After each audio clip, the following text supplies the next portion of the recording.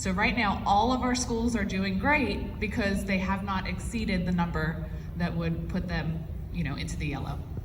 But when we look at where we are in the school year right now, so we just hit 100 days, but I ran all of our numbers off of 90 days, which was the midpoint. So when we look at where we are in the school year, that would be the column there that says current chronic absenteeism rate. So that is the rate of students who have missed 9 or more days this school year for each building. And you can see it's kind of a mishmash. And then the last column is just a comparison with where they ended up last year. I thought it was important to look at this year and last year at the same point, so you can see that all of our schools are doing better than they did at this point last year. And you know from the previous slide that they ended up better than they were at 90 days last year. So we are doing well, we're trending in the right direction. All of our schools, well, most of our schools are at least 5% better. Some of them are pushing 10% better. So we're trending in the right direction, but we still have a lot of work to do here. And this last slide just kind of shows you the progression through the year. So every 10 days, what chronic absenteeism rates look like. And you can see there at 70 days, things were looking really good. I was getting really, really excited. And then we had Christmas break and some weather and everybody started getting sick. So we've had a few setbacks, but I feel like, again, that we are trending in the right direction. No, I don't think it's perfect. Yes, we have a lot of work to do, but it's looking better than it did last year. The flu's going around, the dreaded C word, the COVID word is back around.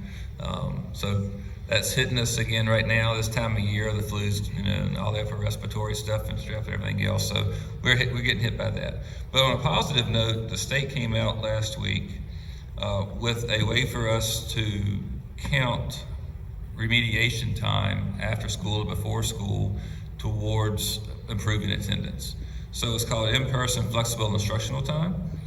And so basically we have to have a licensed teacher in the room, and it has to be within the SOQ number. So we can't put like 100 people in the cafeteria and have one person there for study hall and count that. That's not how it works. We have to have 20 per one, 20 students to one teacher roughly, if we have that many stay.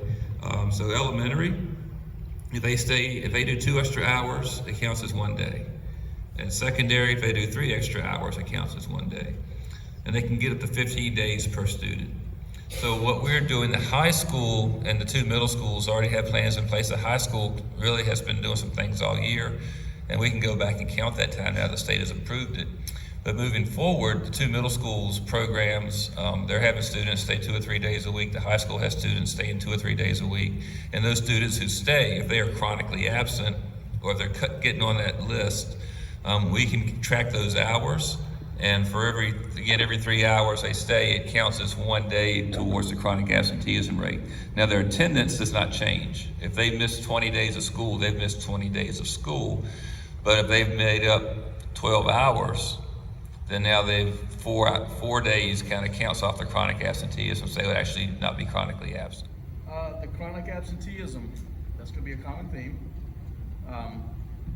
It is getting better, but it's of course not where we want. So we encourage our parents to make sure the kids are in school. Can't say it enough.